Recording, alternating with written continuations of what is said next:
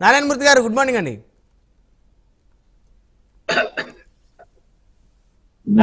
నారాయణమూర్తి గారు ఓటమి ఆందోళనలోనే ఉన్నారు, ఇంకా బయటికి రండి సార్. ఏంటి నారాయణమూర్తి గారు, రాష్ట్రంలో శాంతి భద్రతలు లేవా? శాంతి భద్రతల గురించి వీళ్ళు మాట్లాడితే బాగోదండి. ఒకసారి ఏదైతే ఈ కేంద్ర ప్రభుత్వం ఉందో బీజేపీ ప్రభుత్వం, ఒకసారి మహారాష్ట్ర వెళ్ళి చూడమనండి, అక్కడ ఏం జరిగిందో. అటు బెంగాల్ వెళ్ళి చూడమనండి. అంతెందుకు మన రాష్ట్రంలో జరుగుతున్న అత్యంత దారుణమైన కిరాతకమైన చరిత్రలో ఏనాడు కూడా మనం చూడని విధంగా జరుగుతున్న దానకాండ కానివ్వండి, మరణకాండ కానివ్వండి, అమ్మాయిల్ని అత్యాచారం చేయడం కానివ్వండి, హత్యలు చేయడం కానివ్వండి, చిన్నారులను అత్యాచారం కానివ్వండి, హత్యలు చేయడం కానివ్వండి, మహిళల్ని ఒంటరి మహిళల్ని అత్యాచారం చేయడం కానివ్వండి, హత్యలు చేయడం కానివ్వండి, ఇళ్ల మీద పడి కొట్టడం కానివ్వండి, ఇళ్ల మీద దానం చేయడం కానివ్వండి, తగలబెట్టడం కానివ్వండి, పగలగొట్టడం కానివ్వండి, ఇన్ని కేసులు మన రాష్ట్రంలో కాదు, ఇది రికార్డు స్థాయిలో దేశవ్యాప్తంగా తీసుకున్నా కూడా ఏ రాష్ట్రంలో కూడా చరిత్రలో కని విని ఎరుగని రీతిలో ఇవాళ దహనకాండ జరుగుతోంది. ఆంధ్రప్రదేశ్ లో పాలన కాదు జరిగేది అనేది ప్రజలంతా క్లియర్ గా తెలుస్తా ఉంది. ప్రజలకు తెలుసు, అది ప్రభుత్వాలకు తెలుసు, పెద్దలకు తెలుసు. ఇవాళ తులసిరెడ్డి గారు కూడా క్లియర్ గా చెప్పడం జరిగింది. ఒకటి రెండు ఘటనలు ఏమన్నా జరిగితే అవి పర్సనల్ గ్రడ్జెస్ తో జరిగిన సందర్భం ఉండొచ్చు కాక గతంలో, కానీ ఈ రోజు అట్లా కాదు. ఒక ఆర్గనైజ్డ్ క్రైమ్, ప్రభుత్వమే క్రైమ్ ఆర్గనైజ్ చేస్తూ వెనకతలుండి పోలీసుల్ని అచేతనం చేసి, పోలీసులు ఏ విధంగానూ కూడా చూసి చూడనట్టుగా వ్యవహరించేటట్టుగా ఈ ప్రభుత్వమే ఏర్పాటు చేసి, ఈ ప్రభుత్వమే డైరెక్షన్స్ ఇస్తూ, కానిస్టేబుల్ చివరికి పోలీసుల మీద దాడి చేస్తే అనేక దాడులు చూసాం. కర్రతో పోలీసులను కొడితే పోలీసు కింద పడిపోయి లేచిన కార్యక్రమం జరగలేదు ఆ రోజు నెల్లూరులో. మొన్నటికి మొన్న ఒక లేడీ ఎస్ఐని మరి ఈ కీచుకులందరూ కూడా ఆమెని ఇష్టం వచ్చినట్టుగా పట్టుకొని ఆమె బ్రీత్ అనలైజర్ పెట్టి చెక్ చేస్తే మమ్మల్ని నువ్వు ఒక లేడీ నాయకురాలు తెలుగుదేశం నెల్లూరు జిల్లాలో, మరి రెడ్డి గారి జిల్లానే, సొంత జిల్లా అది. మరి ఇన్ని దారుణాలు రెడ్డి గారి జిల్లాలో అసలు లిస్ట్ తీస్తే అసలు మామూలుగా నెల్లూరులోనే ఒక జిల్లా లిస్ట్ చదవడానికి మీకు 2-3 రోజులు పడుతుంది. అంటే నెల్లూరు అంటే చాలా సౌమ్యంగా ఉండేటువంటి జిల్లా కదా సార్.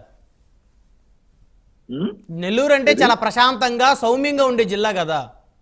అట్లాంటిది మరి రెడ్డి గారు కూడా సౌమ్యంగా కనపడతారు. మరి ఎందుకు దీన్ని ఎంకరేజ్ చేస్తున్నారో అర్థం కాదు. బీజేపీ నాయకుడిగా ఉండే అక్కడ ఆంజనేయ రెడ్డి గారు ఒక శాంతి చిహ్నంలో కనపడుతున్నారు ఆయన చూస్తా ఉంటే. మరి తగలబడిపోతా ఉంటే, పగలగొడతా ఉంటే, నీచాలకు దిగతా ఉంటే, పోలీసులనే కొట్టే పరిస్థితి ఉంటే, ఇది చట్టం ఎవరితో చెప్పుకోవాలి?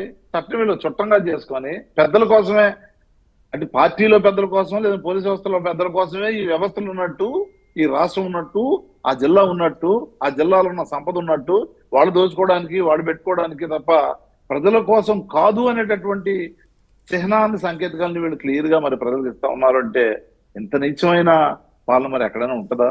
ఆలోచించుకోవాలి. ఓకే, పోలీసులు ఉంటే మేము ఏదైనా చేస్తాము, పోలీసులతో మేము నడిపిస్తాము, అది కూడా పోలీసులు కూడా రక్షణ ఉండదు. కానీ పోలీసులు దాఖలు ఉన్న పై బాసులకే రక్షణ ఉంటది. పోలీసులు ఎంత నీచంగా వ్యవహరిస్తున్నారు చూడండి. ఇవాళ ఐపీఎస్ అనేటటువంటి గౌరవం లేకుండా ఐపీఎస్ని ఆఫీసు తీసుకొచ్చి ఒక హోంగార్డు లాగా అక్కడ కూర్చోబెట్టి వాళ్ళని అవమానిస్తా ఉన్నారు, వ్యవస్థను అవమానిస్తా ఉన్నారు. అంటే వాళ్ళు వైఎస్ఆర్ కాంగ్రెస్ పార్టీకి అనుకూలంగా వ్యవహరించారు అనే ఆరోపణ మీద ఏ ప్రభుత్వం వస్తే, ఏ ప్రభుత్వం చెప్తే ఆ ప్రభుత్వం యొక్క మాటలు ఇంప్లిమెంట్ చేసే కార్యక్రమం కొంతవరకు ఉండొచ్చేమో. కానీ పోలీసులు ఒకే విధంగా నేను పులుముకుంటాను, నేను కలర్ వేసేసుకుంటా మొత్తం అనే విధంగా వ్యవహరిస్తారా? వ్యవహరించకూడదు. కానీ ఈ రోజు ఏం జరుగుతుంది? అక్కడ పోలీసులు వచ్చి కూర్చోవాలి, పొద్దున్న రావాలంట, కూర్చోవాలంట, ఒక వెయిటింగ్ హాల్ ఏదో ఉంటుందట, దాంట్లో కూర్చొని సాయంత్రం వీళ్ళు సెల్యూట్ చేసి వెళ్ళాలట. అంటే ఏంది వ్యవహారం, ఏంది వ్యవస్థ, ఎక్కడ తీసుకెళ్తా ఉన్నారు?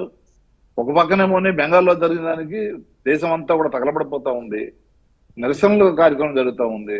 ఈ రాష్ట్రం ఆ రాష్ట్రం కాదు, ప్రతి రాష్ట్రంలో కూడా ఈ హక్కులను కాలగా రాస్తున్నారు. వీళ్ళంతా కూడా వాళ్ళకి రక్షణ లేకుండా పోయింది, మహిళలకు రక్షణ లేకుండా పోయింది, వైద్యులకు రక్షణ లేకుండా పోయింది, విద్యార్థులకు రక్షణ లేకుండా పోయింది అని చెప్పేసి గగ్గోలు పెట్టి రోడ్ల మీదకి వచ్చి నిరసనలో నిర్వహిస్తూ చేస్తా ఉన్న ఒక తరుణంలో వీళ్ళు ఇప్పటికి కూడా తేరుకోకుండా పట్టున వచ్చి ఈ మూడోసారి కేంద్ర ప్రభుత్వం వచ్చి 3 నెలలు కాల, ఈ రాష్ట్రంలో వచ్చి 3 నెలలు కాల. ఇష్టారీతిలో ఇప్పటికే ఎలా ఉంటే అసలు వీళ్ళు రోడ్డు మీద ప్రజా వ్యతిరేకత ఒకసారి వచ్చింది అంటే, ప్రజా ఒప్పిన ఒకసారి వచ్చిందంటే వ్యవస్థలు కాదు, రాజకీయాలు కాదు, ఎవరు కూడా అడ్డుకోలేరు. ఎగ్జాంపుల్ వైఎస్ఆర్సీపీనా? చవి చూస్తే ఒకసారి దాన్ని చూస్తే ఎలక్షన్ వరకు కాదు, ఇప్పుడు రోడ్డు మీదకి వస్తే అందరూ మూసుకొని వెళ్లాల్సిందే. స్టూడియోలు కూడా ఉండవు. ఇంత దారుణాలుగా నడుస్తా ఉంటే పోలీసులు అడ్డుకోలేరు, ఏ కార్యాలయాలు ఉండవు. నేనేదో సెక్రటరియట్ లో ఉంటాను, నాకు Z+ ఉంది, లేదంటే Y+ ఉంది అని చెప్పి తన కొడుకు, లేదంటే మంత్రులంతా కూడా నాకు Y+ ఇచ్చారు కాబట్టి నాకేం ఉండదు, నా దగ్గర రారు, అయి ఉండవు.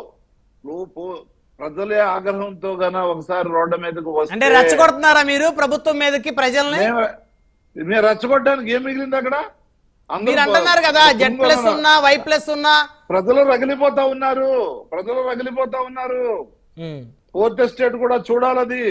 4th ఎస్టేట్ చూస్తుంది. ప్రతిరోజు ఇవి జరుగుతూ ఉన్నాయి, సత్య వ్యవస్థలు జరుగుతూ ఉన్నాయి, ఇష్టాగోట్లు జరుగుతూ ఉన్నాయి. దాని మీద పూర్తిగా అవగాహన 4th ఎస్టేట్ కూడా ఉంది, ప్రజలకు ఉంది, అందరికీ ఉంది. నేనేమంటానంటే దేనికైనా ఒక పరిధి ఉంటుంది. ఆ తాడు తెగింది అనుకోండి, వైఎస్ఆర్సీపీ లాగా అవుతుంది. గాలిపటం ఆ దారం పట్టుకున్నంతసేపు అది 5 సంవత్సరాలు మీరు మాట్లాడేది. బీజేపీకి 2 సీట్లు వచ్చినట్టు అయిపోద్దని అవన్నీ 5 సంవత్సరాలు రావాలి జరగాలంటే. కాంగ్రెస్ కి 24 వచ్చాయి, మరి ఎందుకంటే తక్కువ. ఆ రోజు బీజేపీకి 2 వచ్చాయి, అక్కడి నుంచి మొదలెట్టాయి. గెలిపోవటములు ఉంటాయి. 1972లో డిఎంకేకి 2 సీట్లు వచ్చాయి, మళ్ళీ నెక్స్ట్ అధికారంలోకి వచ్చింది. 75లో మళ్ళీ ఏఐడిఎంకే 2 వచ్చాయి, మళ్ళీ అధికారంలోకి వచ్చింది. ఇవన్నీ కాదు నేననేది, ఒక వ్యవస్థను ఏ విధంగా నడిపించాలి. వ్యవస్థ ఒకే చిన్న లోపాలు ఉంటే దాన్ని సరిదిద్దే కార్యక్రమం అది వేరు. కానీ లోపం ముందు ఉంటది, దాంట్లో చిన్న వ్యవస్థలో కరెక్షన్స్ ఉంటాయంటే అది కాదన్నా. లోపమే వ్యవస్థ లోపంలోనే ఉంటుంది. ఆ లోపంలో చిన్న మంచి జరుగుతుందంటే అది కరెక్ట్ కాదు కదా. వ్యవస్థలో ఏదైనా చిన్న తప్పులు, అది అనుకోకుండా జరిగిన యాక్సిడెంట్లు ఏదైనా అది వేరు. ఇవాళ ఏమైందంటే వ్యవస్థను రెడ్ బుక్ అనేటటువంటి పేరు పెట్టి ఒక బిళ్ళ ఇస్తారట, ఆ బిళ్ళ పట్టుకొని అడగని వెళ్తే వాడు ఇంకోవాలట. ఏంటి సార్ ఆ మాటలు? నారాయణమూర్తి గారు ఒక సీనియర్ రాజకీయ నాయకులు అయ్యండి ఆ మాటలు మాట్లాడారు. తెలుగుదేశం పార్టీ చెప్పింది ఏంటి? పచ్చబిళ్ళ పట్టుకొని వెళ్తే అక్కడ కాఫీలు ఇవ్వాలట, టీలు ఇవ్వాలట, ఒంగోళ్ళట, నమస్కారం పెట్టాలట, వీళ్ళు బూట్లు చూడాలట. ఏంది? ఎక్కడికి పోతున్నాం మనం? వాళ్ళు గౌరవించాలి, రెస్పాండ్ అవ్వాలని చెప్పలా. అచ్చెన్నాయుడు గారు మాట్లాడిన మాటలో పచ్చబిళ్ళ పట్టుకొని వెళ్తే వ్యవస్థలన్నీ బంద్. నారాయణమూర్తి గారు మీరు పంపించేసారు మాట్లాడుతూ ఉన్నారు. ఇంత దుర్మార్గమా? వ్యవస్థల గురించి నారాయణమూర్తి గారు వ్యవస్థల గురించి మాట్లాడితే చాలా హాస్యాస్పదంగా ఉంది. నారాయణమూర్తి గారు మీరు వ్యవస్థల గురించి మాట్లాడితే 5 సంవత్సరాలు ఈ వ్యవస్థని ఏ విధంగా ధ్వంసం చేశారు, రాష్ట్రాన్ని ఏ విధంగా ధ్వంసం చేశారు, ఆర్థిక ధ్వంసం ఏ విధంగా జరిగింది, శాంతి భద్రతల పరిస్థితి ఏమిటి? నేను I can list out 100 incidents. పోలీసులు పక్కన పెట్టుకుని వెళ్ళారు. నేను వ్యవస్థ గురించి ఎందుకు మాట్లాడానంటే పోలీసులే తీసుకెళ్లారు. ఏదో ఇంట్లో నాకు కాగితాలు ఉన్నాయి తెచ్చుకోవాలంటే పోలీసులు తీసుకొని వెళ్తే పోలీసులు తీసుకెళ్ళిన రక్షణ ఉండదు, పోలీసులు లేకుండా వెళ్ళిన రక్షణ ఉండదు. ఏ విధంగా రక్షణ ఉంటుంది మీరే చెప్పండి. మీరు ఏ బుక్, ఆ రెడ్ బుక్ తో పాటు మీరు కూడా ఒక కాషాయం బుక్ ఇవ్వండి, లేదంటే మీరు కాషాయం పుట్టుకొని తిరగండి, వాళ్ళ రెడ్ బుక్ పట్టుకొని తిరుగుతారు.